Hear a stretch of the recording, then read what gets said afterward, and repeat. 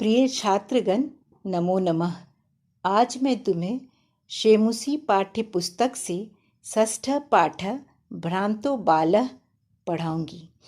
भ्रांतो बालः एक ऐसे बालक की कहानी है जो भ्रमित है। उसे नहीं पता है कि उसे कब क्या करना चाहिए। कहानी बड़े ही मनोरंजक तरीके से प्रस्तुत किया गया है।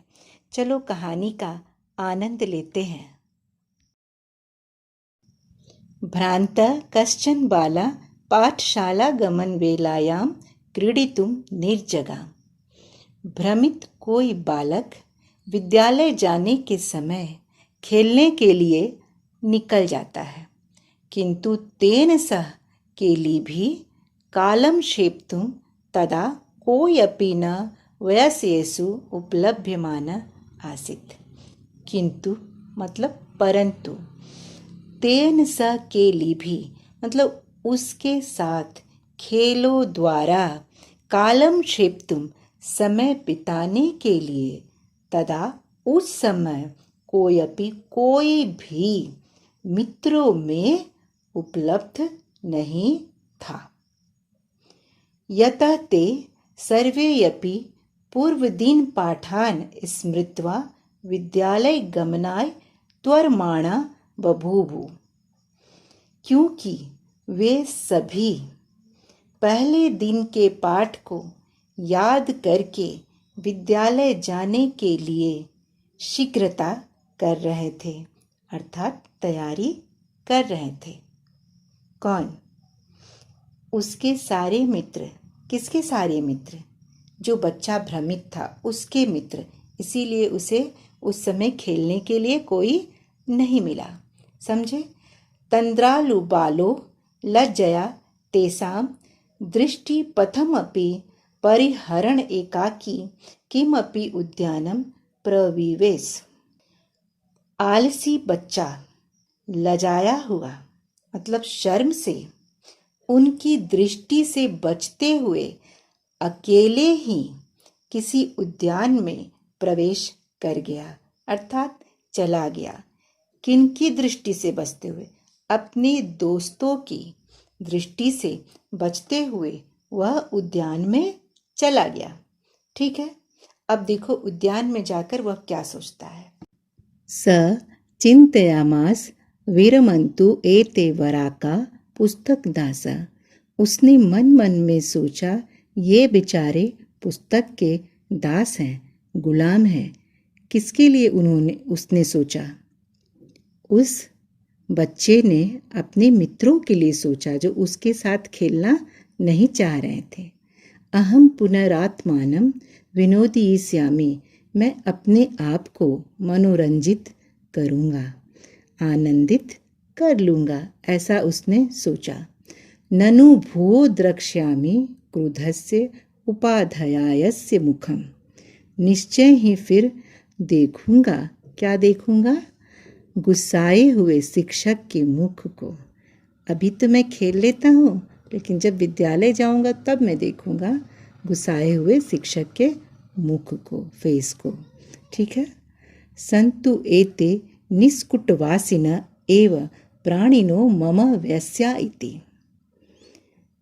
ठीक है, वृक्ष के खोखल में रहने वाले जो प्राणी हैं ये मेरे मित्र हों, उसने ऐसा सोचा। अथ स पुष्पो उद्यानं व्रजन्तं मधुकरं दृष्ट्वा तं क्रीड़ा हेतु आह्वयत्। उसने फूलों के बगीचे में घूमते हुए मधुकर को देखकर, मधुकर कौन? भौरे। भौरे को देखकर खेलने के लिए उसे बुलाया। सः द्वित्रिः अस्याः आह्वानम् एवं न मान्यमासा। उसने 2-3 बार बुलाने पर भी उसके आमंत्रण को नहीं माना। किसने नहीं माना? भौरे ने नहीं माना। देखो तब यह क्या करता है। ततो भूयः हठम आचरति बाले सः अगायत्। उसके बाद बार बार हठ करते हुए उस बालक के प्रति उसने गाया, वयम ही मधु संग्रह व्यग्रा इति। हम लोग मधु संग्रह करने में व्यस्त हैं। मधु संग्रह मतलब फूलों के रस को इकट्ठा करने में व्यस्त हैं। व्यग्रा मतलब व्यस्त हैं, ऐसा उसने गुनगुनाया। किसने गुनगुनाया? भौरे ने गुनगुनाया। तदा स बाला कृतम अनेन मिथ्या गर्वितेन कीटेन। तब उस बालक ने उस झूठे घमंडी कीड़े को छोड़ दिया।